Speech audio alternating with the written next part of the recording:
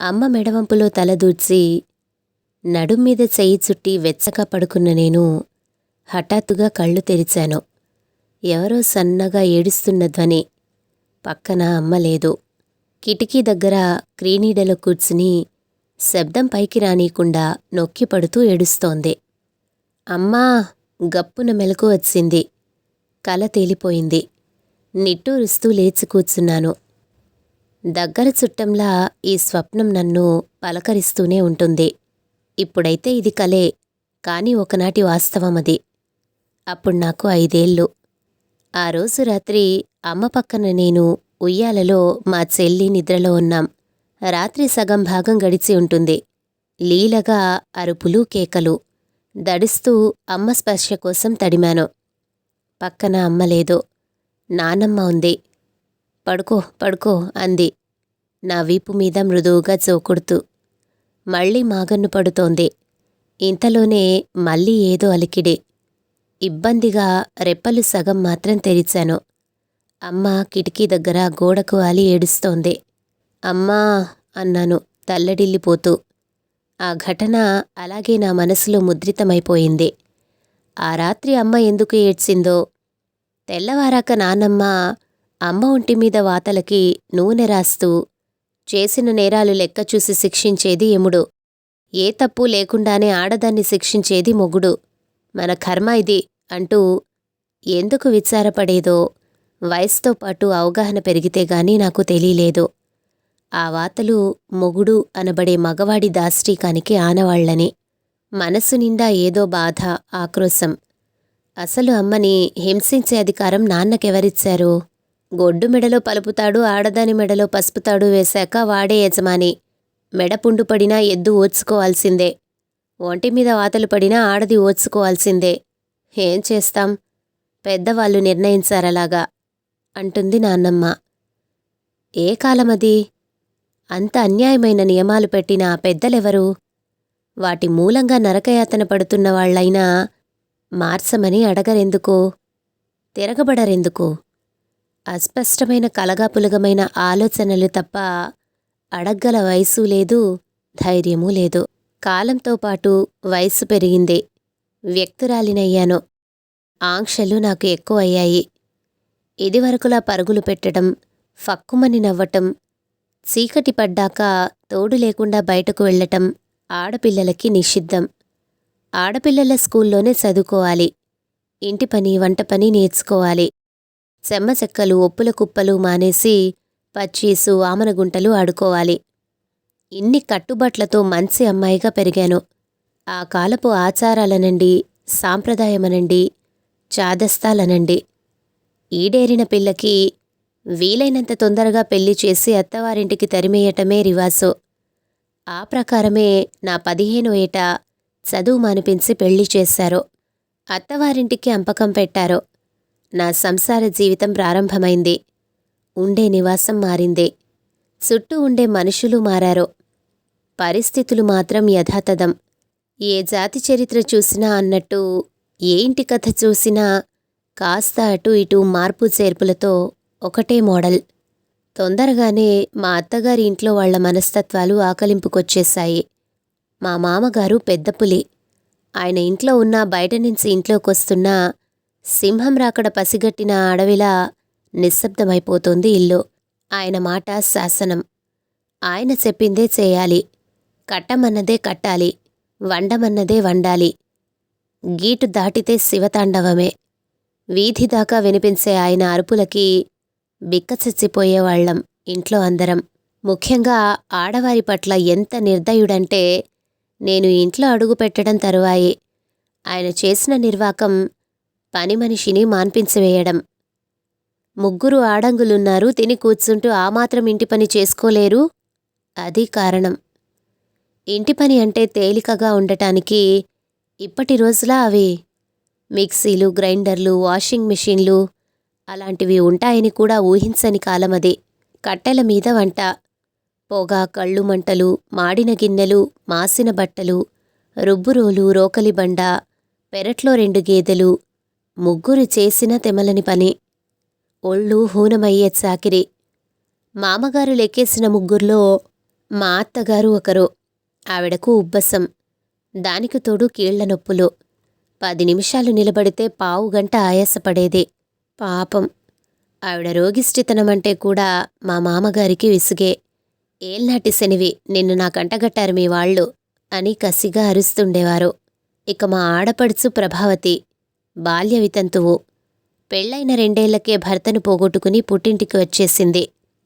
నేను ఈ ఇంటి గృహప్రవేశం చేసేదాకా పనిమనిషి సాయంతో ఇంట్లో పనంతా ఆమె చక్కబెట్టేది. ఇప్పుడా పనిమనిషి స్థానంలో నేనొచ్చాను. ఆవిడంటే నాకు జాలి. నేను కాస్త మంచి చీర కట్టుకున్నా, తల్లో కాసిని పూలు పెట్టుకున్నా తన కళ్ళు వెలిగక్కే అసూయని కూడా నేనర్థం చేసుకోగలను. పాపం, నిండా 25 కూడా లేవు. తెల్ల చీర కట్టుకుంది, వేలు ముడి వేసుకుంటుంది. తను ఎదురిస్తే దుస్సకునమట. లేవగానే కనపడితే తల్లి కూడా మొహం చిట్లించుకుంటుంది. వీధి మొహం చూడనివ్వరు. మా మామగారైతే ముందు సావిట్లో అడుగుపెట్టినా రంకలేస్తారు. విధి వంకరగా చూసింది చాలదా, చుట్టూరా మనుషులు కూడా ఎందుకామెనంత అవమానిస్తారు? పూర్తిగా విప్పారకుండానే రేఖలు చిదిమేసిన పువ్వుల్లాంటి ఆమెను చూస్తే మనసు కలచినట్టవుతుంది నాకు. ఏ జన్మలో చేసుకున్న పాపమో ఈ రూపాన అనుభవిస్తోంది. ఆ భగవంతుడు విధించిన శిక్షని మనం రద్దు చేయగలమా? ఈ జన్మనిలా వెళ్ళమార్చవలసిందే అంటుంది మా అత్తగారు. ఏ, కొంచెం పెద్ద మనసు చేసుకుని ఆమె రాతని సరిచెయ్యలేరా వీళ్ళు అంటుంది నా బుద్ధి. నాకొచ్చే భావాలని, ఆలోచనలని ఎవరితో పంచుకోను? కన్నవారిని వదిలి ఎవరిని నా అనుకుని వచ్చానో ఆయన దగ్గర కూడా నా మనసు విప్పలేనే. అంత చనువు నాకెప్పుడిచ్చారాయన? మామగారిలా నోరు చేసుకోకపోవచ్చు కానీ సేవ చేయటంలో దాసీగా, కడుపు నింపటంలో తల్లిగా, పడగ్గదిలో రంభగా వాడుకున్నారే తప్ప సలహా అడగడంలో మంత్రిగా నాకు అవకాశం ఇయ్యలేదు. సహధర్మచారిణిగా గౌరవించనూ లేదు.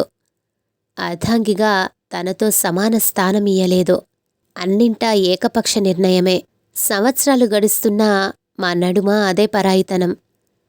మగవాడినన్న అహంతో నా మనసు చూరగొనాలనే ప్రయత్నం ఆయన చేయలేదు. ఈయన నా మనిషి అన్న ఆర్ద్రభావం నాకు ఎప్పుడూ కలగలేదు. తప్పనిసరిగా ఒకే బాటన నడుస్తోన్న బాటసారులం అంతే. లోపల ఇంతలా మథనపడితే గాని ఎదరపడి మీ ఏకఛత్రాధిపత్యం ఏమిటని ఎందుకు ప్రశ్నించలేను? ఆయన్ని చూడగానే ఏదో తప్పు చేసినట్టు ఎందుకు జంకుతాను? తరతరాలుగా నరనరాన జీర్ణించుకుపోయిన బానిసత్వ గుణం ముందుకడుగేయనివ్వట్లేదా? ఆనాడు నేను చేయలేని పని నా కూతురు లావణ్య చేసింది. నేనతన్ని చేసుకోను, నాకతను నచ్చలేదు. కుండ బద్దలు కొట్టింది లావణ్య. ఉక్కిరి బిక్కిరయ్యారు నా భర్త. చిన్నప్పట్నుంచి అది కొంచెం పెంకి. మాట పెలుసు అని తెలుసుగాని ఇంత సాహసం చేస్తుందని మాత్రం నేననుకోలేదు. 2 రోజుల క్రితం సంప్రదాయ పద్ధతిలో మొదటిసారి పెళ్లి చూపులు జరిగాయి. పిల్ల నచ్చిందని కబురు వచ్చింది వాళ్ల నుంచి. తొలిగా చూసిన సంబంధమే కుదిరిపోతోందంటే ఆడపిల్లకి ఎంత అదృష్టం కలిసొచ్చినట్టో. ఇంటిల్లపాది ఏనుగెక్కినంత సంబరపడిపోతున్నాం. కట్నాలు, లాంఛనాలు మాట్లాడేసుకుని నిశ్చితార్థానికి ముహూర్తాలు కూడా పెట్టేసుకుంటే మంచిదనుకుంటున్నప్పుడు అనువిచ్ఛేదనం చేసింది లావణ్య. అదేమిటి, నిన్నడిగితే తలూపావుగా? ఊపలేదు, దించుకున్నాను. ఆలోచించే కొద్దీ నాకతను బాగున్నాడనిపించటం లేదు. ముక్కు మరీ పొడుగ్గా ఉంది, చివర్లో వంగిపోయింది. నాకది నచ్చలా. ఇదేం చిన్నపిల్లల ఆట అనుకుంటున్నావా? అవునని కాదని ఉగ్రుడైపోయారాయన. ఎందుకరుస్తారు? ఆట కాదిది, నా పెళ్లి విషయం. అందుకే సీరియస్గా చెప్తున్నాను. మీకులా దొరికిందే మహాప్రసాదమని రాజీపడదలుచుకోలేదు. తను గొంతు పెంచేస్తూ అన్నది లావణ్య. చప్పున చల్లారిపోయారాయన. ఇంటి తగువ రచ్చ చేసుకుంటే పోయే పరువెవరిది? చివరికి కూతురు మొండితనానికి లొంగక తప్పలేదు. పాపం మా వారికి. అప్పుడుగాని నాకు తెలీలేదు విప్లవానికి ఎంత శక్తి ఉందో. గౌతమ్ని వరుడిగా లావణ్య ఊకొట్టాక ఊపిరి పీల్చుకున్నారు నా భర్త. తల ఎగరేయలేదు కాని ఆ విజయం తాలూకు గర్వం, మెరుపు లావణ్య కళ్ళలో చూశాను నేను. పెళ్లి చేసి కాపురానికి పంపించేటప్పుడు అందరితో కలివిడిగా ఉండు, పెద్దవాళ్లతో వినయంగా ఉండు, భర్త మాటకి సంప్రదాయం కొనసాగించబోయాను. ఎవరితో ఎలా ఉండాలో నాకు తెలుసులే, నువ్వేం నాకు చెప్పక్కర్లేదు అంది అదే. నిజమే, నా కూతురు సమర్థురాలు, నాలా పిరికిది కాదు. తన జీవితాన్ని తెలివిగా ధైర్యంగా సరిదిద్దుకోగలదు. నేననుకున్నట్టే లావణ్య ఆ ఇంట గెలుపు సాధించి తనదైన ముద్రతో విజయ పతాకం ఎగరవేసింది. కాని నేను ఆశించినట్టు గాంధేయ మార్గంలో కాదు. గౌతమ్ చాలా నెమ్మదస్తుడు. మొహం మీద చిరునవ్వు, మాటలో సౌమ్యత చెరగనివ్వడు. ఎప్పుడు చూసినా అప్పుడే ధ్యానంలోంచి కళ్ళు విప్పినవాడిలా ప్రశాంతంగా ఉంటాడు. ఇక నా కూతురు తుఫాను, ఉరికే జలపాతం, గంతులు వేసే లేడిపిల్ల. వ్యతిరేక ధ్రువాలు ఆకర్షించుకుంటాయనేది సిద్ధాంతం. లావణ్య అందానికి, వాక్చాతుర్యానికి ఫిదా అయిపోయాడు గౌతమ్. మగని ఈ బలహీనత ఆధారంగా ఆ ఇంటి సారథ్యం తన చేతిలోకి తీసుకుంది సులువుగా. అత్తగారిని వంట ఇంటికి పరిమితం చేసింది. ఏమి వండాలో, ఎంత వండాలో లిమిట్స్ పెట్టింది. ఏదో చిన్న ఉద్యోగం చేసి రిటైర్ అయిన మామగారిని ఎప్పుడు విశ్రాంతంటూ ఆ పడక కుర్చీలో పేపర్ పట్టుకుని కూర్చోకండి, ఆరోగ్యం చెడుతుంది. పెరట్లో బోలెడు ఖాళీ స్థలముంది. కూర ముక్కలు వేసి వాటి సంరక్షణ చూడండి, మీకు కాలక్షేపంగానూ ఉంటుంది, ఎక్సర్సైజ్లు చేసినట్టుగానూ ఉంటుంది, మనకు కూరల ఖర్చులు కలిసి వస్తుంది అని 60 ఏళ్ల ఆ వృద్ధుడికి హితోపదేశం చేసింది. డిగ్రీ పూర్తి చేసి ఉద్యోగం కోసం నిరీక్షిస్తున్న మరిదిని అలా ఫ్రెండ్స్ దగ్గరకని, మాల్స్కని బలాదూర్ తిరుగుళ్ళు తిరగకపోతే 4 పిల్లలకి ట్యూషన్స్ చెప్పరాదు? నీ అప్లికేషన్లకైనా వస్తాయి కదా. మీ అన్నయ్య ఒక్కరు ఎంత బరువని మోస్తారు? చిన్నపిల్లాడివి కాదు, అర్థం చేసుకో అని బుద్ధులు చెప్పింది. అందరికీ పనులప్పగించి తను మాత్రం రింగ్ మాస్టర్లా అందరినీ కంట్రోల్ చేసే బాధ్యతని తలకెత్తుకుంది. మొదట్లో కాస్త ఒద్దికగానే చెప్పింది. రాను శాసించటం దాకా వచ్చింది. ఈ మూకను పోషించలేక మా ఆయన, అడ్డమైన సేవలు చేయలేక నేను చచ్చిపోతున్నాం అని గత్తర చేయటం కూడా నేర్చుకుంది. ఓర్పుకి కూడా ఓ హద్దుంటుంది. అది దాటితే అప్పట్నుంచి ఆ ఇంట్లో కీసులాటలు తలెత్తాయి.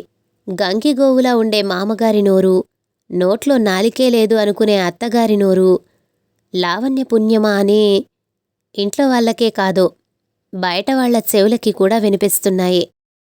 నిన్నగాక మొన్నొచ్చావు, మా మీద నీ పెత్తనమేమిటి అంటుంది అత్తగారు. నిన్నొచ్చినా మొన్నొచ్చినా ఈ ఇల్లు, ఈ సంసారం ఇప్పుడు నావి. నాకు నా భర్త తప్ప మిగిలిన వాళ్ళందరూ ఎక్స్ట్రానే. నా చెప్పు చేతుల్లో ఉంటారా సరే, లేదంటే మీతో మీరు చూసుకోవాల్సిందే. సరిగ్గా ఈ మాటల్లోనే చెప్పకపోయినా లావణ్య చెప్పే సమాధానానికి అర్థమదే. పాపం గౌతమ్ పరిస్థితి అడకత్తెరలో పోకచందమైంది. తల్లిని తప్పుపట్టలేడు, భార్యని మందలించలేడు. అప్పటికి ప్రయత్నించాడొకసారి భార్యకు నచ్చజెప్పాలని. మీకేం తెలీదు, మీరూరుకోండి. ఎవరిని ఏ స్థానంలో ఉంచాలో నాకు బాగా తెలుసు. నాకెందుకని నేను ఊరుకుంటూ ఉంటే మీ అమ్మ ఇంతింత వండి మిగిలింది పనివాళ్లకి పారేస్తోంది.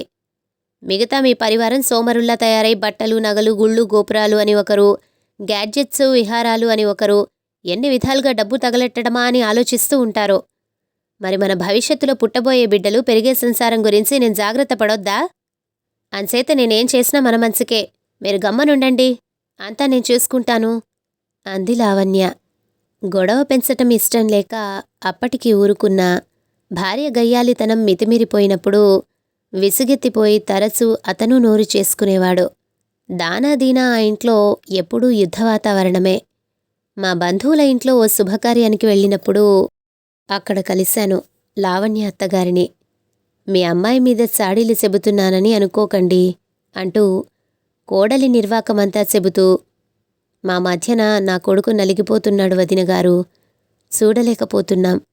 చిన్నవాడికి ఏదైనా ఉద్యోగం దొరికితే ఆ నరకంలోంచి వెళ్ళిపోతాం. అందుకోసమే రోజూ ఆ దేవుణ్ణి మొక్కుకుంటున్నాను అంటూ కళ్ళొత్తుకున్నదావిడ. సిగ్గుతో తల వంచుకున్నాను నేను. నీకింత గడుసుతనం ఎలా అబ్బిందే? కోపంగా అడిగాను నా కూతుర్ని తర్వాత. లేకపోతే నీకులా చచ్చగా పడి ఉండమంటావా? అది నా వల్ల కాదు. అయినా ఎప్పుడూ మగవాడి ఆధిపత్యానికి లోబడే ఉండాలా? పద్ధతి మార్చాలి అనిపించింది, మార్చి చూపించాను అంది విలాసంగా. మార్పు మంచిదే, కాని ఈ రకంగానా? అమ్మమ్మ 2 చేతులతోనూ పొదవి పట్టుకుని నన్నాహ్వానించింది నా మనవరాలు వెన్నెల. ఆ నులివెచ్చని కౌగిలిలో ఆప్యాయతకు పొంగిపోయింది నా మనస్సు. తనతో పాటే వచ్చి నా పాదాలు తాకి నమస్కరించాడు వెన్నెల భర్త గోపీకృష్ణ. విదేశంలో పెద్ద చదువు చదివి వచ్చినవాడతను. ఏ భేషజమూ లేకుండా ఈ ముసలిదానికిచ్చిన గౌరవానికి ఉబ్బితబ్బిబ్బయ్యాను. మా వాళ్ళు ఉత్తరదేశ యాత్రలకు వెళుతూ భారంగా ఉన్న నా భారాన్ని తాత్కాలికంగా వెన్నెల మీద మోపి నన్నిక్కడ దిగబెట్టారు. వెన్నెల వాళ్లది చాలా పెద్ద ఇల్లు. వాళ్ళు నాకిచ్చిన గది చాలా విశాలంగా ఉంది. లేత గులాబీ రంగు గోడలు, పెద్ద పెద్ద కిటికీలు, నైట్ క్వీన్స్ మీదుగా వస్తున్న గాలి వింజామరలు వీస్తున్నట్లు హాయిగా ఉంది. మెత్తని పరుపు. నా కళ్ళు మూతలు పడేదాకా నా మంచం మీదే కూర్చుని కబుర్లు చెప్పింది వెన్నెల. ఆ రాత్రి చాలా ప్రశాంతంగా నిద్రపోయాను. తెల్లవారగానే తలుపు తోసుకుంటూ లోపలికి వచ్చాడు గోపీకృష్ణ చేతిలో ట్రేతో. గుడ్ మార్నింగ్ అమ్మమ్మా. అందమైన మందహాసంతో కాఫీ కప్ అందించాడు. నేను మిమ్మల్ని అమ్మమ్మ అనే అంటాను. నా కాపిలిపై దగ్గరగా అనిపిస్తోంది. దానికేం, అలాగే పిలువు. అయినా ఇంత పొద్దున్నే లేచి కాఫీ కూడా పెట్టావా? ఎందుకయ్యా అంత శ్రమ అన్నాను నేను నొచ్చుకుంటూ. శ్రమ ఏముందమ్మమ్మా, నాన్నకు బెడ్ కాఫీ అలవాటు. మీరు చీకటితోనే లేచి ధ్యానం చేసుకుంటారని చెప్పింది వెన్నెల. నాన్నతో పాటు మీకు ఓ కప్పు కలిపాను అన్నాడు చిరునవ్వు చెదరనీకుండా. వెన్నెల ఇంకా లేవలేదు. రాత్రి 2:30 అయింది. తన ఆఫీస్ వర్క్ పూర్తయ్యేసరికి. ఇంకాసేపైనా పడుకోమని నేనే లేపలేదు అన్నాడతను వెళ్ళిపోతూ. తల్లి ఛాయలు రాలేదు గదా అన్న నా అనుమానాన్ని తుంచేస్తూ గోపీకృష్ణ వెళుతున్నప్పుడే అతని తండ్రి విశ్వనాథం గారు వచ్చారు గదిలోకి. బావున్నారా అమ్మా అంటూ. ఆయన భార్య సుమిత్ర క్యాన్సర్తో మరణించి 2 సంవత్సరాలైంది. ఇక ఉద్యోగం చేయాలనిపించక రిజైన్ చేసేసి ఇక్కడ కొన్నాళ్ళు, అమెరికాలో ఉంటున్న కూతురి దగ్గర కొన్నాళ్ళు ఉంటున్నారాయన. 10 నిమిషాలు అవి ఇవి మాట్లాడాక, 10 అడుగులు వేయగలరా అమ్మా? కాసేపలా వాకింగ్కి వెళ్ళొద్దాం అడిగారాయన. ఒంట్లో సత్తు ఉన్నంతవరకు విరామమెరుగని చాకిరి, వయసు ఉడిగిన ఈ స్థితిలో భగవంతుని స్మరణ తప్ప మరో ఆలోచన మరచిపోయిన నా బోటిదానికి ఇదో కొత్త అనుభవం. నడవగలను, పదండి అన్నాను. ఈ ఉషోదయ వేళ చల్లటి గాలుల్ని పీలుస్తూ ఉద్యోగరీత్యా దేశమంతా తిరిగొచ్చిన విశ్వనాథం గారు ఆ విశేషాలు మెత్తని స్వరంతో చెబుతూ ఉంటే వింటూ మంచు కురిసిన ఆ పచ్చిక మీద నడవటం నిజంగా అద్భుతం. ఇంత సుందరమైన అనుభూతులుంటాయని తెలియకుండానే జీవితమంతా నిస్సారంగా గడిపేశాను.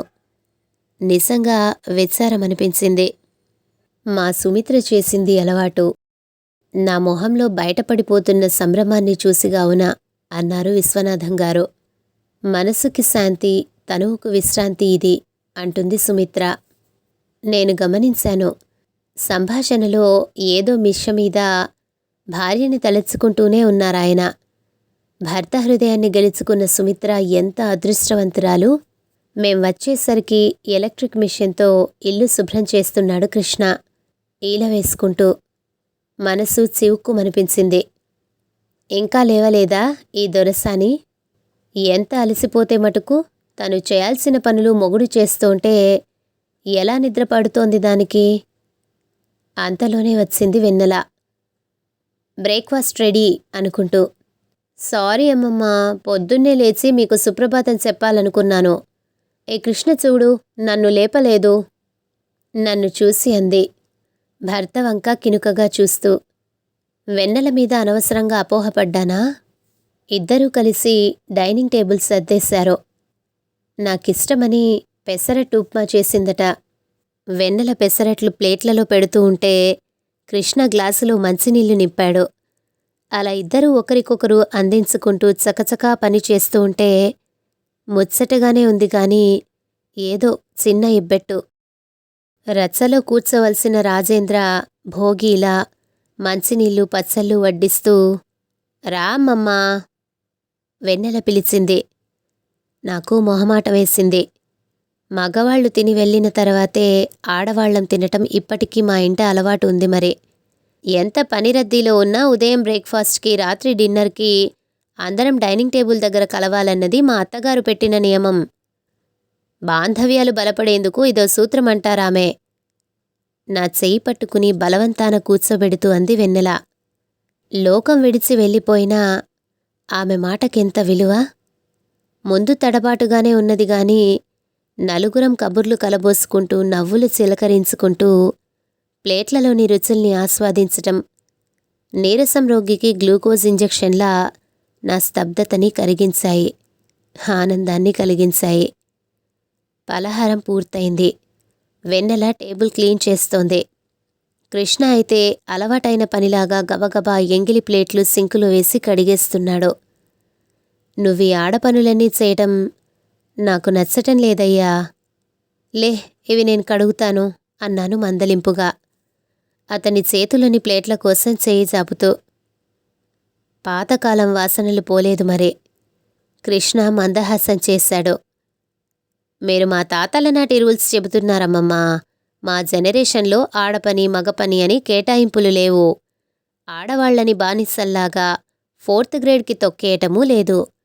మగవాడికి కిరీటం పెట్టి సింహాసనమెక్కించటమూ లేదు. ఇప్పుడందరూ సమానమే. ఆలోచించండమ్మమ్మా. మీరు పురుష లక్షణంగా భావించే ఉద్యోగం నాతో పాటు వెన్నెలా చేస్తోంది. మరి ఇంటి పని కూడా తన మీద రుద్దటం సబబా? ఆ శ్రమలో సగం నేను పంచుకుంటే తప్పేంటి? చిన్నతనమెందుకు?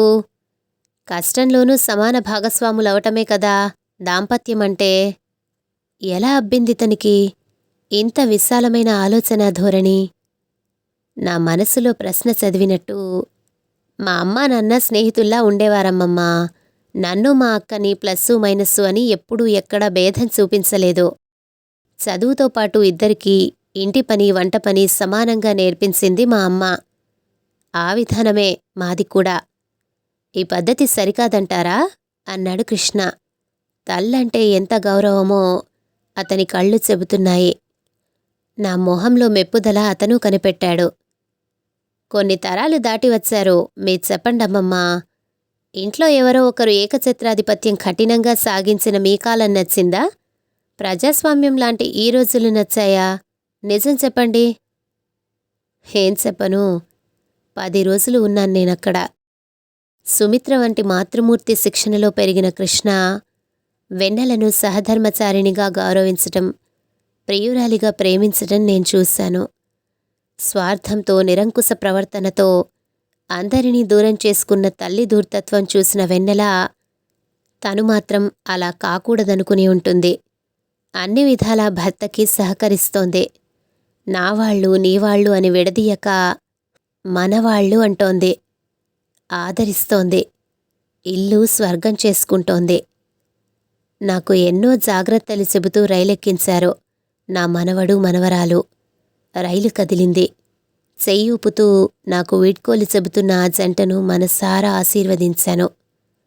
హెచ్చుతగ్గుల దారిని వదిలించుకుని స్వయంగా పూలబాట పరుచుకుంటున్న యువతరం వీళ్ళు. ఎంత బాగుంది ఈ సమానత్వం. వెనక్కి వాలాను తృప్తిగా. గతంలాంటి చెట్టు పుట్టల్ని వెనక్కి నెట్టేస్తూ రైలు ముందుకు దూసుకు వెడుతోంది. కథ సమాప్తం.